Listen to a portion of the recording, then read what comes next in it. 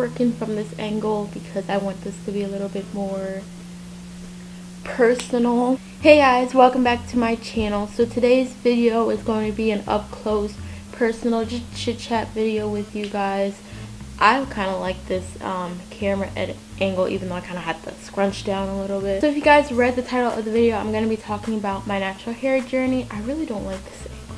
The reason why I'm here all barefaced and everything is because it's going to be really raw, a nice raw video for you guys. My natural hair journey starts when I was a baby. A lot of people don't know this, but I've been natural since I was a baby. I think I've talked about this a couple times in my other videos, but I'm not really sure if I really touched on it that much. But I've been natural my entire life, and I know a lot of people that like have natural hair videos on the channel, like did a whole big chop, or like they were relaxed in the middle of their life and then they transitioned to natural hair. But no, I've been natural my entire life, and I think my mother for that. Hopefully I can find some pictures and I'll insert like my little baby pictures. I was born with a full head of hair, and I know that's crazy. I know my mom had a lot of issues dealing with me as a baby.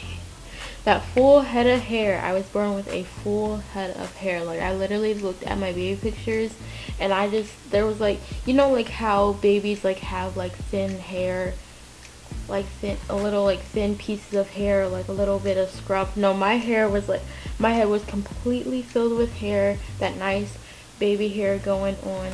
My hair is a mixture of both my dad's side of the family and my mom's side of the family.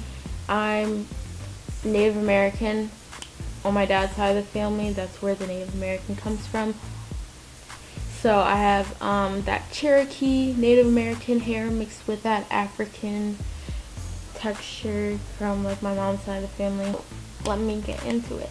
So the reason why I want to say that I had a natural hair journey, even though I've never put relaxer or chemicals in my hair, but my hair did get to a point where I was like damaging it and I felt like I took care of it at certain points. So let's get into that. So like I said, throughout most of my childhood, my mom did my hair. Up until the age of 12, my mom was like, I had enough. Especially since she has 4 daughters and she was doing 4 heads of hair at this point. My mom was like, I've had enough. You're old enough to go to the hair salon, because my older sister was already getting her hair done. So it was next with me. So you're old enough to go to the hair salon. So my dad sent me to the hair salon for the first time, and it was crazy. Like the hairdresser herself was black. And she kept asking. I think I went to her like 2 or 3 times, and then I stopped going to her. The first time I went there, I hated it because she was really going through my hair and combing out all the kinks, and it hurt so bad. I was so tender-headed back then. Let me tell you, I was so tender-headed, and I hated it, and I was crying. And I think like a couple weeks after that, I got my hair straightened again, and then the lady asked, same hairdresser, asked, you know, would you consider getting a relaxer and things like that? And my dad was like, no, we're not having that. No, her mother does not want that. We are not having that. Then after a while, like around 13, like right before I started high school, I decided that I just wanted to, you know, straighten my own hair. So I watched videos on how to straighten my own hair. And from me straightening my own hair, and like in combination with going to the hairdresser like every 2 weeks just to get it straightened, which was crazy, my hair broke out. My hair broke off a lot. Like it was barely touching my shoulders after I straightened it. I had so much heat damage. So at that point, I was just like, no, something has to change. So this was like in between like freshman year of high school and like I guess going into sophomore year. Started watching natural hair videos, and that's when I came across the infamous Natural 85, also known as Whitney, here on YouTube. And I just started watching her videos, and that's when I was like, you know what, I can do these styles too. And I didn't realize that, you know, other black people have different hair textures. I thought that everyone had the same hair texture because the girls that I went to school with either had weave in their hair, or the very few of them that like wore their afro like in between sew-ins. At the time, their hair kind of looked like mine and they're not be glory, so I thought everyone had like the same hair texture. So the next day after watching that video, I did like my first twist out, and I thought that, you know, I was good, like this is going to turn out bomb, it's going to look just like Whitney and her hairstyle. I wake up the next morning, I take out the twist, and I am like so upset. First of all, my hair was still wet because I used a lot of product. I went heavy on this product. I don't remember, I think I used like one of the pink products, but I went heavy-handed on it, and I just wanted it to come out so great. And I literally did it like the night before, and I had to wake up for school early in the morning, so I didn't give myself enough time to let it dry. But after a while, I got the hang of hair, you know, natural hairstyles and things like that. So fast forward, graduating high school, this is like the summer right before college. I decided I wanted to dye my hair, you know, I wanted to start something new. I wanted to, you know, experiment with color. Dyed my hair like this light brown, like almost dirty blonde kind of color. And I dyed my hair that whole color. I still did like natural styles.